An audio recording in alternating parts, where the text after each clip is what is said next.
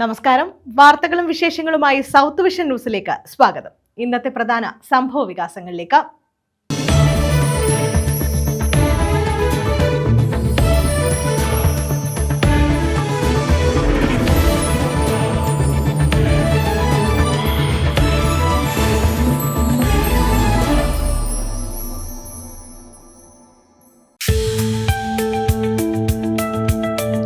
Thevalakkara boys high school മാനേജ്മെന്റിനെ പിരിച്ചുവിട്ടു. സ്കൂളിന്റെ ഭരണം സർക്കാർ ഏറ്റെടുത്തു.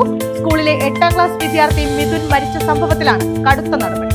മിഥുൻ കേരളത്തിന്റെ മകനാണെന്നും ഭാവിയിൽ ഇത്തരം സംഭവങ്ങൾ ആവർത്തിക്കാതിരിക്കാൻ നടപടി സ്വീകരിക്കുമെന്നും മന്ത്രി വി ശിവൻ.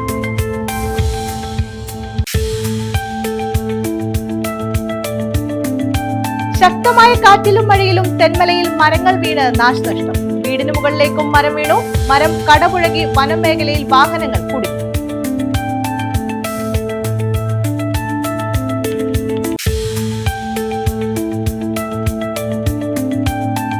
മഴ കനത്തതോടെ കല്ലടയാറ്റിൽ ജലനിരപ്പ് ഉയർന്നു. തീരവാസികൾ ആശങ്കയിൽ. തീരത്ത് താമസിക്കുന്നവർ ജാഗ്രത പാലിക്കണമെന്ന് ADM.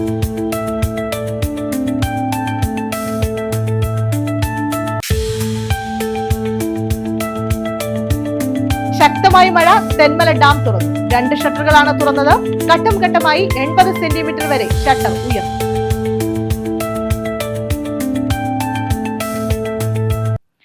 വിശദമായ വാർത്തകളിലേക്ക്. തേവലക്കര ബോയ്സ് ഹൈസ്കൂൾ മാനേജ്മെന്റിനെ പിരിച്ചുവിട്ടു. സ്കൂളിന്റെ ഭരണം സർക്കാർ ഏറ്റെടുത്തു. സ്കൂളിലെ 8ാം ക്ലാസ് വിദ്യാർത്ഥി മിഥുൻ മരിച്ച സംഭവത്തിലാണ് സർക്കാർ കടുത്ത നടപടി സ്വീകരിച്ചിട്ടുള്ളത്. മിഥുൻ കേരളത്തിന്റെ മകനാണെന്നും ഭാവിയിൽ അത്തരം സംഭവങ്ങൾ ആവർത്തിക്കാതിരിക്കാൻ നടപടി സ്വീകരിക്കുമെന്നും വിദ്യാഭ്യാസ മന്ത്രി വി ശിവൻകുട്ടി പറഞ്ഞു. തേവലക്കര ബോയ്സ് ഹൈസ്കൂളിലെ 8ാം ക്ലാസ് വിദ്യാർത്ഥി മീഥുൻ ഷോക്കേറ്റ് മരിച്ച സംഭവത്തിലാണ് മാനേജ്മെന്റിനെതിരെ കടുത്ത നടപടിയുമായി സർക്കാർ രംഗത്തെത്തിയത്. സ്കൂൾ മാനേജ്മെന്റിനെ പിരിച്ചുവിട്ടു. സ്കൂളിന്റെ ഭരണം സർക്കാർ ഏറ്റെടുത്തു. ഭരണ ചുമതല കൊല്ലം ജില്ലാ വിദ്യാഭ്യാസ ഓഫീസർക്ക് കൈമാറി. സ്കൂൾ മാനേജ്മെന്റിന് ഗുരുതര വീഴ്ചയുണ്ടായെന്നാണ് പൊതുവിദ്യാഭ്യാസ ഡയറക്ടറുടെ റിപ്പോർട്ട്. ഈ നടപടിയുടെ കാര്യത്തിലൊന്നും ഞങ്ങൾക്ക് ഒരു ഭയപ്പാടുമില്ല. അതിനെ ഞങ്ങൾ അത് ഏറ്റുവാങ്ങുകയാണ്. പിന്നെ ഇതിനകത്ത് ഉത്തരവാദിത്തപ്പെട്ടവരുണ്ടോ മറ്റുള്ളവരുണ്ടോ എന്ന് പരിശോധിക്കണം. മാനേജ്മെൻറ്റ് കമ്മിറ്റിയുടെ ഭാഗത്തെല്ലാം ചുമത്തി നടപടിയെടുക്കുന്നതിനകത്ത് ഉചിതമാണോ കാര്യങ്ങൾ എന്ന് ബന്ധപ്പെട്ടവർ പരിശോധിക്കേണ്ടതായി. പഞ്ചായത്തും ഇലക്ട്രിസിറ്റി ബോർഡും മറ്റ് ഏജൻസികളും ഇവരൊക്കെ ഭാഗത്തു നിന്നുള്ള ഉത്തരവാദിത്തങ്ങളെ സംബന്ധിച്ച് വീഴ്ചകളെ സംബന്ധിച്ച് അന്വേഷണം നടക്കുന്നുണ്ടെന്നാണ് ഞാൻ അറിയുന്നത്. അത് സംബന്ധിച്ച് ഉചിതമായ തീരുമാനങ്ങൾ ഉണ്ടാകുമെന്ന് പ്രതീക്ഷിക്കുകയാണ്. മിഥുൻ കേരളത്തിന്റെ മകനാണ്. ഭാവിയിൽ ഇത്തരം സംഭവങ്ങൾ ആവർത്തിക്കാതിരിക്കാൻ നടപടി സ്വീകരിക്കും. സ്കൂൾ സുരക്ഷ സംബന്ധിച്ച് മേയിൽ പുറത്തിറക്കിയ സർക്കുലർ അനുസരിച്ച് ചെക്ക് ലിസ്റ്റ് തയ്യാറാക്കി തുടർ നടപടിയെടുക്കും. ഉദ്യോഗസ്ഥ സംഘം സ്കൂളുകൾ സന്ദർശിച്ച് 3 ആഴ്ചയ്ക്കുള്ളിൽ റിപ്പോർട്ട് സമർപ്പിക്കും. സംഭവത്തെ തുടർന്ന് മുഖ്യമന്ത്രി ജില്ലാ കളക്ടർമാരുടെ യോഗം വിളിച്ചിട്ടുണ്ട്. സുരക്ഷ ഉറപ്പാക്കുന്നതിൽ സ്കൂൾ മാനേജർ തുളസീധരൻപിള്ളയുടെ ഭാഗത്ത് ഗുരുതര വീഴ്ചയുണ്ടായെന്ന് ബോധ്യപ്പെട്ടതിന്റെ അടിസ്ഥാനത്തിലാണ് അദ്ദേഹത്തെ സ്ഥാനത്ത് നിന്ന് നീക്കിയതെന്ന് വിദ്യാഭ്യാസ വകുപ്പ് മന്ത്രി പറഞ്ഞു. പൊതുവിദ്യാഭ്യാസ ഡയറക്ടറുടെ നേതൃത്വത്തിൽ സേഫ്റ്റി സെൽ രൂപീകരിച്ചതായും പൊതുജനങ്ങൾക്ക് പരാതി ഉണ്ടെങ്കിൽ ഈ സെല്ലിനെ സമീപിക്കാമെന്നും മന്ത്രി അറിയിച്ചു. കേരള വിദ്യാഭ്യാസ നിയമം അധ്യായം 3 ചട്ടം 7 പ്രകാരം ശ്രീ ആർ തുളസീധരൻ പിള്ളയെ Thevalakkara girls and boys high school manager സ്ഥാനത്ത് നിന്നും അയോഗ്യനായി പ്രഖ്യാപിച്ചുകൊണ്ടും പുതിയ മാനേജർ നിയമിക്കുന്നതുവരെ സ്കൂളിൻ്റെ സുഗമമായ നടത്തിപ്പിനായി തേവലക്കര ഗേൾസ് ആൻഡ് ബോയ്സ് ഹൈസ്കൂളിൻ്റെ താൽക്കാലിക മാനേജറായി കൊല്ലം ജില്ലാ വിദ്യാഭ്യാസ ഓഫീസർക്ക് ചുമതല നൽകിക്കൊണ്ടും കൊണ്ടുള്ള തീരുമാനം ആയിട്ടുണ്ട്. ഭാവിയിൽ ഇത്തരം ദുരന്തങ്ങൾ ആവർത്തിക്കാതിരിക്കാനുള്ള മുൻകരുതലുകൾ സ്വീകരിച്ചു വരികയാണ്. മിഥുൻ കേരളത്തിൻ്റെ മകനാണ്. മിഥുൻ്റെ കുടുംബത്തിന് പൊതുവിദ്യാഭ്യാസ വകുപ്പ് സ്കൗട്ട്സ് ആൻഡ് ഗൈഡ്സ് മുഖാന്തരം വീട് വെച്ച് നൽകുന്നതിനും അടിയന്തര താൽക്കാലിക ധനസഹായമായി പൊതുവിദ്യാഭ്യാസ ഡയറക്ടറുടെ PD അക്കൗണ്ടിൽ നിന്ന് 3 ലക്ഷം രൂപ വിനിയോഗിക്കുന്നതിനുള്ള സർക്കാർ ഉത്തരവ് ഉടൻ തന്നെ ഇറക്കി കഴിഞ്ഞിരിക്കുകയാണ്. KSEB 5 ലക്ഷം രൂപ ധനസഹായമായി കൈമാറിക്കഴിഞ്ഞു. 10 ലക്ഷം രൂപയുടെ ധനസഹായം നൽകുമെന്ന് സ്കൂൾ മാനേജ്മെൻറ്റ് അറിയിച്ചിട്ടുണ്ട്. അധ്യാപക സംഘടനയായ KSTA 10 ലക്ഷം രൂപ ധനസഹായം ഉടൻ തന്നെ കൈമാറും. മിഥുന്റെ കുടുംബത്തിന് വീട് വെച്ച് നൽകുന്നതിന് ധനസഹായമായി പൊതുവിദ്യാഭ്യാസ ഡയറക്ടറുടെ PD അക്കൗണ്ടിൽ നിന്നും 3 ലക്ഷം രൂപ അനുവദിച്ചിട്ടുണ്ട്. KSEB 5 ലക്ഷം രൂപ ധനസഹായമായി കൈമാറി. 10 ലക്ഷം രൂപയുടെ ധനസഹായം നൽകുമെന്ന് സ്കൂൾ മാനേജ്മെന്റ് അറിയിച്ചിട്ടുണ്ട്. അധ്യാപക സംഘടനയായ KSTA 10 ലക്ഷം രൂപയുടെ സഹായം ഉടൻ കൈമാറും. അപകടത്തിന്റെ പശ്ചാത്തലത്തിൽ സ്കൂൾ സുരക്ഷ നിരീക്ഷിക്കുന്നതിനായി കൂടുതൽ നടപടികളിലേക്ക് പൊതുവിദ്യാഭ്യാസ വകുപ്പ് കടക്കുകയാണെന്നും മന്ത്രി പറഞ്ഞു. ജൂലൈ 17 രാവിലെയാണ് സ്കൂളിന് മുന്നിലെ ഷെഡിന് മുകളിൽ വീണ ചെരുപ്പെടുക്കാൻ കയറിയ വിദ്യാർത്ഥി താഴ്ന്നുകിടന്നിരുന്ന വൈദ്യുതി കമ്പിയിൽ തട്ടി ഷോക്കേറ്റ് മരിച്ചത്.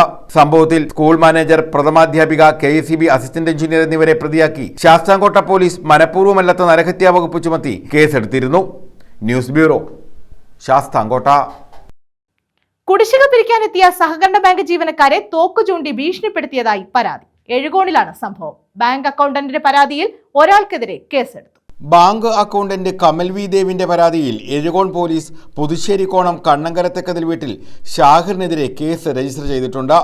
എഴുകോൺ സർവീസ് സഹകരണ ബാങ്കിൽ നിന്നും ഷാഹിറിന്റെ അച്ഛൻ 2016 വായ്പ എടുത്തിരുന്നു. തിരിച്ചടവ് മുടങ്ങിയതോടെ ബാങ്ക് അധികൃതർ ഷാഹിറിന്റെ അച്ഛൻ ഷംസുദ്ദീനെ ബന്ധപ്പെട്ടു. മകൻ ഷാഹിർ തിരിച്ചടയ്ക്കുമെന്നാണ് മറുപടി നൽകിയത്.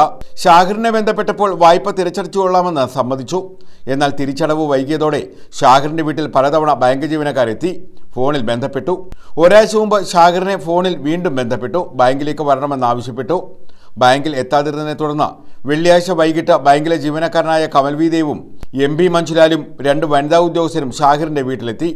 ഷാഹിറിന്റെ വീട്ടിൽ കുടുംബപരമായ ചടങ്ങ് നടക്കുകയായിരുന്നു. ബന്ധുക്കളുടെ മുന്നിൽ ബാങ്ക് അധികൃതർ വായ്പാ തിരിച്ചടവുമായി ബന്ധപ്പെട്ടെത്തിയത് അയാളെ പ്രകോപിപ്പിച്ചു. ഇതേ തുടർന്ന് ഷാഹിർ ഉദ്യോഗസ്ഥരെ അസഭ്യം പറയുകയും വീടിനുള്ളിൽ നിന്നും തോക്കെടുത്തുകൊണ്ടുവന്ന വാഹനത്തിൽ കയറിയ MP മഞ്ജുലാലിന്റെ കഴുത്തിൽ വെച്ച് ഭീഷണിപ്പെടുത്തുകയും ചെയ്യുകയായിരുന്നു എന്നാണ് ബാങ്ക് ഉദ്യോഗസ്ഥർ പറയുന്നത്. ഫംഗ്ഷൻ നടക്കുകയാണ്, ഇറങ്ങിപ്പോടാ എന്നും പറഞ്ഞ് അസഭ്യം പറയുകയാണ്, ചീത്ത വിളിക്കുകയാണ് ചെയ്തത്. വളരെ മോശപ്പെട്ട രീതിയിൽ വനിതാ ജീവനക്കാരടക്കം നിൽക്കുന്ന അവരുടെ മുമ്പിൽ വെച്ച് വളരെ മോശപ്പെട്ട രീതിയിൽ ചീത്ത വിളിച്ചുകൊണ്ട് ആക്രോശിച്ചുകൊണ്ട് ഞങ്ങൾ ചാടി വരികയാണ്. അങ്ങനെ ഈ ഇറങ്ങിപ്പോടാന്ന് പറഞ്ഞപ്പോൾ തന്നെ ഞങ്ങൾ പുറകോട്ട് മാറി ഇങ്ങ് വണ്ടി കിടക്കുന്ന റോഡിലേക്ക് വരികയും ചെയ്തു. ഞങ്ങളുടെ പുറകെ വന്ന് ഞങ്ങളെ ആക്രമിക്കുന്ന തരത്തിലേക്ക് അടിക്കാൻ പലവട്ടം കൈയൂങ്ങി. അപ്പോഴും ഞങ്ങളിതെല്ലാം ഒഴിഞ്ഞൊഴിഞ്ഞ് മാറി വണ്ടി എടുത്തോട്ട് ചെന്ന് വനിതാ ജീവനക്കാരെ ആക്രമിക്കാൻ ചെന്നു. ഞങ്ങൾ വളരെ മോശപ്പെട്ട രീതിയിൽ വനിതാ ജീവനക്കാരടക്കം ചീത്ത വിളിച്ചു. ഇതെല്ലാം ചെയ്തു. അന്നേരം ഞങ്ങൾ പറഞ്ഞു, ബാപ്പയൊന്ന് കണ്ട് കാര്യം സംസാരിച്ചാൽ ഞങ്ങൾ പോയിക്കൊള്ളാം, ഞങ്ങൾ നിരവധി അവിടെ വന്നല്ലേ.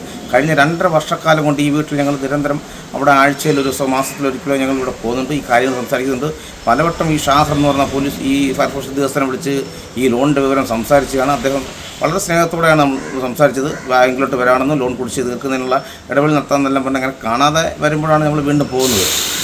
അതിനുശേഷം ഇയാൾ ഞങ്ങളുടെ എല്ലാം ഫോട്ടോ, ഈ വനിതാ ജീവനക്കാരെ അടക്കം ഫോട്ടോ എല്ലാം എടുത്ത് അതിനുശേഷം ഈ പെട്ടെന്ന് എന്നെ ഇപ്പം കാണിച്ചു തരാടാന്ന് പറഞ്ഞ് വീട്ടിലേക്ക് ഓടിക്കയറി അവിടുന്ന് എന്തോ ഒരു സാധനമായിട്ട് എടുത്തിട്ട് വരുന്നത്. അന്നേരമാണ് ഈ ഇദ്ദേഹത്തിൻ്റെ മക്കളായ കുട്ടികൾ അവിടെ നിന്ന് ഉറക്കം വിളിച്ചു പറഞ്ഞു, ബാപ്പ തോക്കെടുത്തുകൊണ്ട് വരുന്നതെന്ന് പറഞ്ഞ് ഉറക്കം വിളിച്ച്.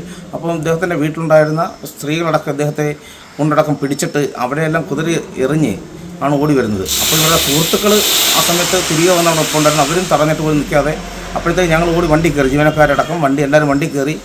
പിന്നെ ഞാൻ ഡ്രൈവർ സീറ്റിന് ഇപ്പുറത്തിരിക്കുകയായിരുന്നു. ഓടി വന്ന് എൻ്റെ ഈ പെടലിയിലേക്ക് തോക്ക് കണ്ടത് എന്നെ നിന്നെ കൊന്നുകളയോടാന്ന് പറഞ്ഞ് വളരെ മോശപ്പെട്ട രീതിയിൽ ചീത്ത വിളിച്ചുകൊണ്ടാണ് ഇദ്ദേഹം എന്ന് പറയാം.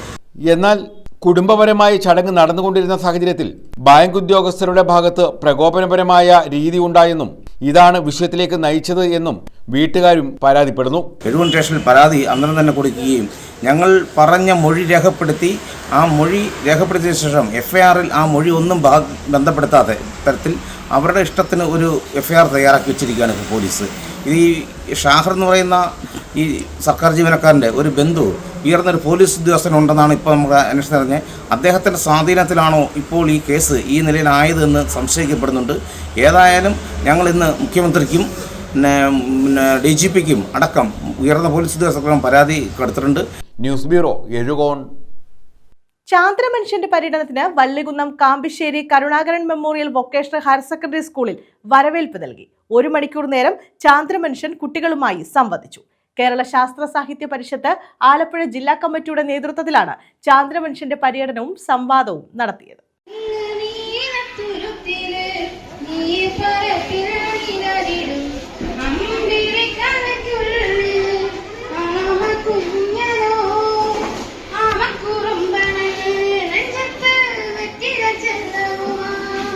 കേരള ശാസ്ത്ര സാഹിത്യ പരിഷത്ത് ആലപ്പുഴ ജില്ലാ കമ്മിറ്റിയുടെ നേതൃത്വത്തിലാണ് ചാന്ദ്രമനുഷ്യൻ പര്യടനം നടത്തുന്നത്. Kambissery Karunakaran memorial vocational higher secondary സ്കൂളിൽ ചാന്ദ്രമനുഷ്യന് സ്വീകരണം നൽകി. ചാന്ദ്രമനുഷ്യൻ കുട്ടികളുമായി നേരിട്ട് സംവദിച്ചു. അവരുടെ ചോദ്യങ്ങൾക്ക് ദ്വിഭാഷയിലൂടെ വിശദമായ ഉത്തരങ്ങളും നൽകി. ഹലോ ഹലോ ഓക്കെ അത് സമയം ഉണ്ടാകുന്നത് ആ സ്ഥലവുമായി ബന്ധപ്പെട്ടിട്ടാണ്. വേറിട്ട രീതിയിലൂടെ ശാസ്ത്രം കുട്ടികളിൽ എത്തിക്കുക എന്ന ലക്ഷ്യത്തോടെയാണ് പരിഷത്ത് പരിപാടി ആവിഷ്കരിച്ചിട്ടുള്ളത്. പരിഷത്ത് ജില്ലാ സെക്രട്ടറി മുരളി കാട്ടൂർ പരിപാടി നയിച്ചു. മേഖലാ secretary R Sreedevi, treasurer Ajayan Pokkattu, Rajkumar, TR Babu, school പ്രഥമാധ്യാപിക സലൂജ, രാജേഷ്, രജനി, മുബീന, ഷീബ തുടങ്ങിയവർ നേതൃത്വം നൽകി. News bureau, Vallikunnam. ജാതിരഹിത സമൂഹ പുനരുദ്ധാനം എന്ന വിഷയത്തിൽ മാവേലിക്കര വള്ളികുന്നത്ത് സംവാദം സംഘടിപ്പിക്കുന്നു. വള്ളികുന്നം അദ്വൈത സഭയുടെ നേതൃത്വത്തിൽ ഞായറാഴ്ചയാണ് സംവാദം സംഘടിപ്പിക്കുന്നത്. ചട്ടമ്പി സ്വാമികളുടെ ദ്വിതീയ ശിഷ്യനായ നീലകണ്ഠ തീർത്ഥപാദരുടെ സമാധിയുടെ ഭാഗമായാണ് സംവാദം നടത്തുന്നത്. ചട്ടമ്പി സ്വാമികളുടെ ദ്വിതീയ ശിഷ്യനായ നീലകണ്ഠ തീർത്ഥപാദരുടെ 104ാമത് സമാധിയുടെ ഭാഗമായാണ് സംവാദം സംഘടിപ്പിച്ചിട്ടുള്ളത്. നീലകണ്ഠ തീർത്ഥപാദർ നേതൃത്വം നൽകിയ അദ്വൈത സഭയുടെ ആഭിമുഖ്യത്തിലാണ് വള്ളികുന്നത്ത് ജാതിരഹിത സമൂഹ പുനരുദ്ധാനം എന്ന വിഷയത്തിൽ സംവാദം നടത്തുന്നത്. അദ്വൈത സഭ 2024 ഓഗസ്റ്റ് 24-ാം തീയതി വിദ്യാധിരാജപുരത്ത് വെച്ച് കേരളത്തിലെ ആത്മീയ ആചാര്യന്മാരും സാമൂഹിക സാംസ്കാരിക നേതാക്കന്മാരും പങ്കെടുത്തുകൊണ്ട് പുനരുജ്ജീവിപ്പിച്ചു. ആ അദ്വൈത സഭയുടെ നേതൃത്വത്തിൽ ഈ മാസം 27-ാം തീയതി വിദ്യാധിരാജപുരത്ത് വെച്ച് ജാതിരഹിത സമൂഹത്തിൻ്റെ പുനരുദ്ധാനം എന്ന പേരിൽ ഒരു ജാതിരഹിത സമൂഹം ആയി കേരളം മാറണമെന്നുള്ള കാഴ്ചപ്പാടോടുകൂടിയുള്ള ഒരു തുറന്ന സംവാദം സംഘടിപ്പിച്ചിരിക്കുകയാണ്. ഈ സംവാദത്തിലും ആത്മീയാചാര്യന്മാരും വിവിധ സമുദായ സംഘടനാ നേതാക്കന്മാരും സാമൂഹിക സാംസ്കാരിക നേതാക്കന്മാരും പങ്കെടുക്കുന്നുണ്ട്. ഇതിൻ്റെ ഉദ്ഘാടനത്തിന് ഈ ജാതിരഹിത സമൂഹത്തിൻ്റെ പുനരുദ്ധാനം എന്ന് പറയുന്ന ആ സഭ ഉദ്ഘാടനം ചെയ്യുന്നത് കേരള ദളിത് ഫെഡറേഷൻ്റെ അധ്യക്ഷൻ ശ്രീ P. രാമഭദ്രനാണ്. അപ്പോൾ ഒരു പുതിയ കാഴ്ചപ്പാട് സമൂഹത്തിന് നൽകുന്നതിന് വേണ്ടി അദ്വൈത സഭ ഒരു ചർച്ചയ്ക്ക് തുടക്കം കുറിക്കുകയാണ്. ഈ സമൂഹത്തെ ബാധിക്കുന്ന എല്ലാ ഇതുപോലുള്ള വിഷയങ്ങളിലും അദ്വൈത സഭ ഭാവി കാലത്ത് ഇടപെട്ടുകൊണ്ട് സംവാദം സംഘടിപ്പിക്കാൻ തീരുമാനിച്ചിട്ടുമുണ്ട്. 27-ന് രാവിലെ 9:30 മുതൽ വൈകിട്ട് 5 വരെ വള്ളികുന്നം വിദ്യാധിരാജപുരത്താണ് സംവാദം സംഘടിപ്പിക്കുന്നതെന്ന് ബന്ധപ്പെട്ടവർ പറഞ്ഞു. Vivikthananda Saraswati, P. Ramabhadran, Chidanandapuri Maharaj, doctor DM Vasudevan, Perumuttam Radhakrishnan, doctor R. Raman Nair, Jnanabhanushthanandagiri, professor OB Usha, Shabu Prasada, doctor Surendranath എന്നിവർ സംവാദത്തിൽ പങ്കെടുക്കും. News bureau, Vallikunnam. ശക്തമായ മഴയെ തുടർന്ന് തെന്മല ഡാം തുറന്നു. 2 ഷട്ടറുകളാണ് തുറന്നത്. ഘട്ടം ഘട്ടമായി 80 സെന്റിമീറ്റർ വരെ ഷട്ടർ ഉയർത്തും.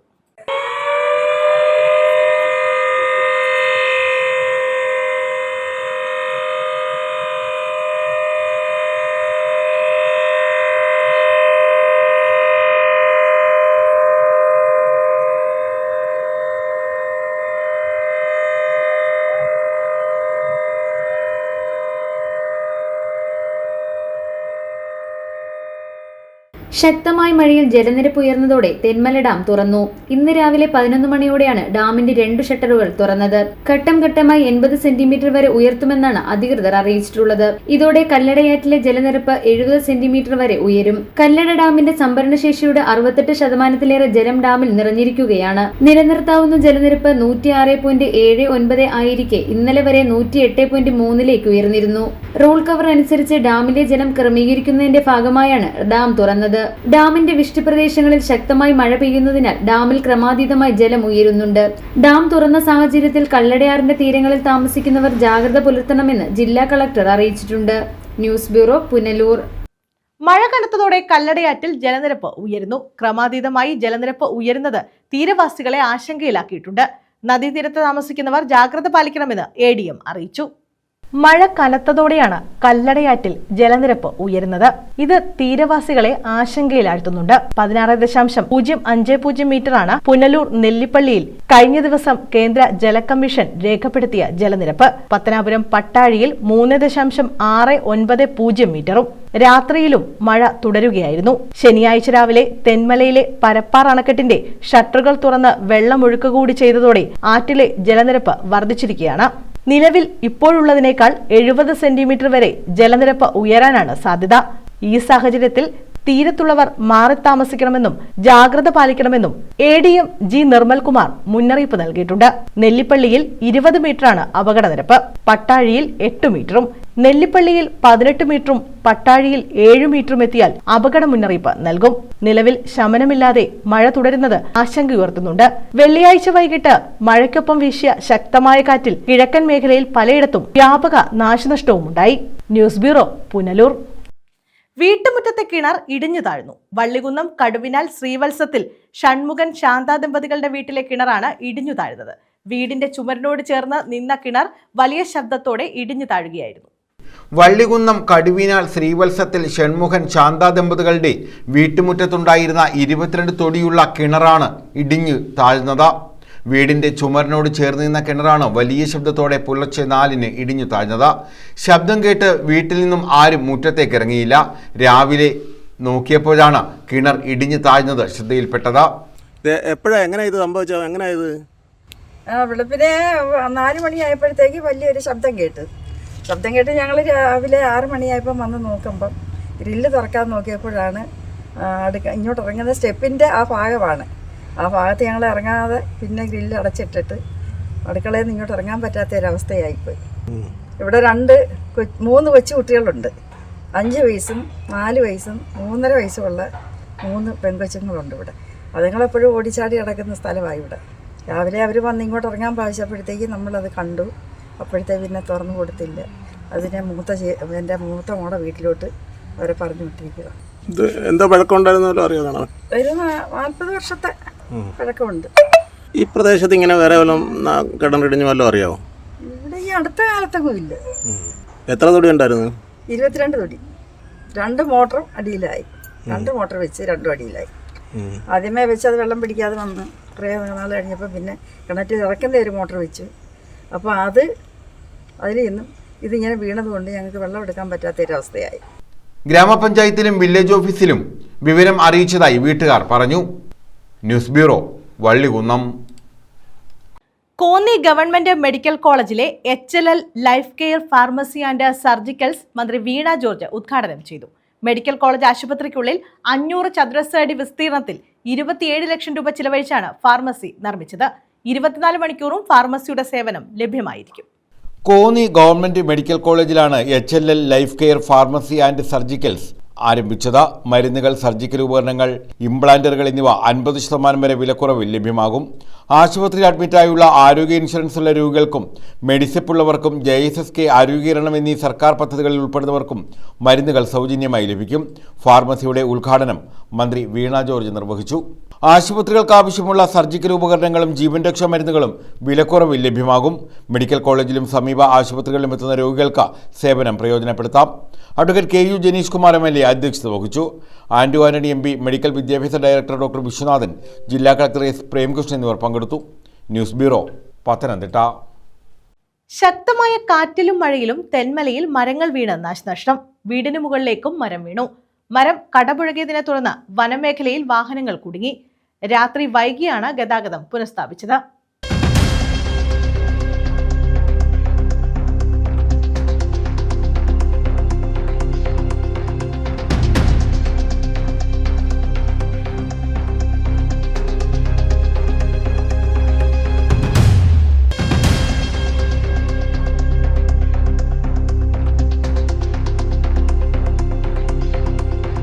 ശക്തമായ കാറ്റിലും മഴയിലുമാണ് തെന്മല പ്രദേശത്ത് വ്യാപകമായ നാശനഷ്ടമുണ്ടായത്. വെള്ളിയാഴ്ച വൈകിട്ട് 4ഓടെ വീശിയ കനത്ത കാറ്റിലും മഴയിലുമാണ് ഏറെ നാശനഷ്ടം. തെന്മല റെയിൽവേ സ്റ്റേഷന് സമീപം അഖിൽ ഭവനിൽ ശ്രീകുട്ടന്റെ വീടിന് മുകളിലേക്ക് സമീപത്ത് നിന്ന കൂറ്റൻ മരം കടപുഴകി. അപകടത്തിൽ അടുക്കളയുടെ ഭാഗം പൂർണ്ണമായും തകർന്നു. ശ്രീകുട്ടനും ഭാര്യ ജയശ്രീയും ശബ്ദം കേട്ട് വീടിന് പുറത്തേക്കോടിയതിനാൽ അപകടത്തിൽ നിന്ന് രക്ഷപ്പെട്ടു. വനപാതയിൽ മരം വീണതിനെ തുടർന്ന് അച്ചൻകോവിലിൽ നിന്ന് പുനലൂരിലേക്ക് പോയ KSRTC ബസ്സും തിരികെ എത്തിയ ബസ്സും വനപാതയിൽ കുടുങ്ങി. യാത്രക്കാരായ സ്കൂൾ വിദ്യാർത്ഥികൾ ഉൾപ്പെടെ മണിക്കൂറുകളോളം ബസ്സിലകപ്പെട്ടു. ഇതുവഴി എത്തിയ മറ്റു വാഹനങ്ങളും കുടുങ്ങി. വനംവകുപ്പ് ജീവനക്കാരും നാട്ടുകാരും അഗ്നിരക്ഷാസേനയും മണിക്കൂറുകൾ പ്രയത്നിച്ച് രാത്രിയോടെയാണ് ഗതാഗതം പുനഃസ്ഥാപിച്ചത്. News bureau, Thenmala. തമിഴകത്ത് സൂര്യകാന്തിപ്പാടം കാണാൻ സന്ദർശകരുടെ തിരക്കേറുന്നു. ചെങ്കോട്ടയ്ക്ക് സമീപം ആയിക്കുടി അകരക്കെട്ടിലാണ് സൂര്യകാന്തിപ്പാടം. പൂക്കൾ വിരിഞ്ഞു തുടങ്ങിയതോടെയാണ് സന്ദർശകരുടെ തിരക്കേറുന്നത്. കേരള അതിർത്തിയായതിനാൽ മഴയിൽ സൂര്യകാന്തി ചെടികൾ ഒടിഞ്ഞു വീഴുന്ന സാഹചര്യവുമുണ്ട്.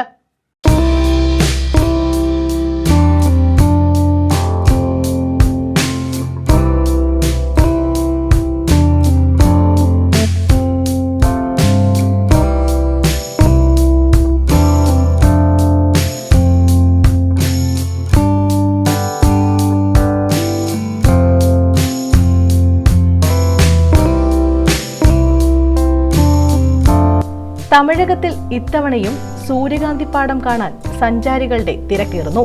കേരള അതിർത്തിയോട് ചേർന്ന് ചെങ്കോട്ടയ്ക്ക് സമീപം ആയിക്കുടി അകരക്കെട്ടിലുള്ള 2 ഏക്കർ സ്ഥലത്താണ് സൂര്യകാന്തിപ്പാടമുള്ളത്.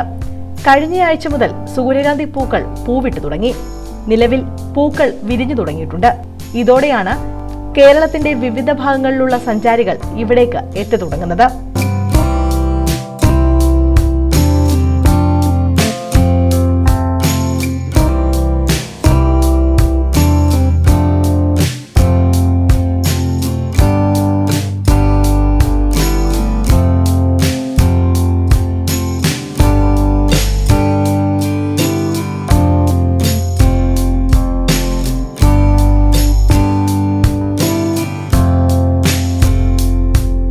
അതേസമയം കേരള അതിർത്തിയോട് ചേർന്നുള്ള സ്ഥലമായതിനാൽ ഇവിടെയും മഴ ലഭിക്കുന്നതിനാൽ പൂക്കളിൽ വെള്ളം നിറഞ്ഞ് ചെടി ഒടിയാനുള്ള സാധ്യതയും കൂടുതലാണ്. അതിനാൽ ഇവിടെ എത്തുന്ന സഞ്ചാരികൾ ചെടികളിൽ തുടരുതെന്നും കർഷകർ പറയുന്നു. വർഷങ്ങളായി തെങ്കാശി ജില്ലയുടെ വിവിധ ഭാഗങ്ങളായ സുന്ദരപാണ്ഡ്യപുരം, ചുരണ്ട ഉൾപ്പെടെയുള്ള ഭാഗങ്ങളിൽ സൂര്യകാന്തി കൃഷി സുലഭമാണ്. News bureau, Thenmala.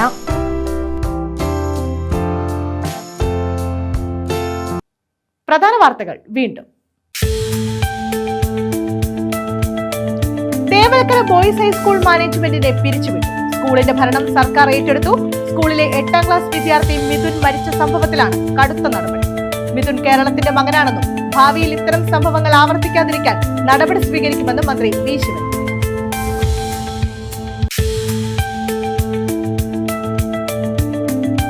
ശക്തമായ കാറ്റിലും മഴയിലും തെന്മലയിൽ മരങ്ങൾ വീണ് നാശനഷ്ടം. വീടിന് മുകളിലേക്കും മരം വീണു. മരം കടപുഴകി വനം മേഖലയിൽ വാഹനങ്ങൾ കുടുങ്ങി.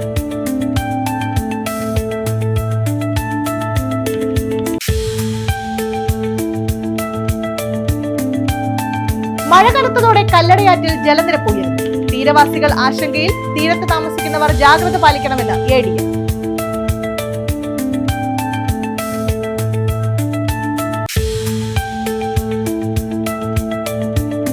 ശക്തമായ മഴ. തെന്മല ഡാം തുറന്നു. 2 ഷട്ടറുകളാണ് തുറന്നത്. ഘട്ടം ഘട്ടമായി 80 സെന്റിമീറ്റർ വരെ ഷട്ടർ ഉയർന്നു.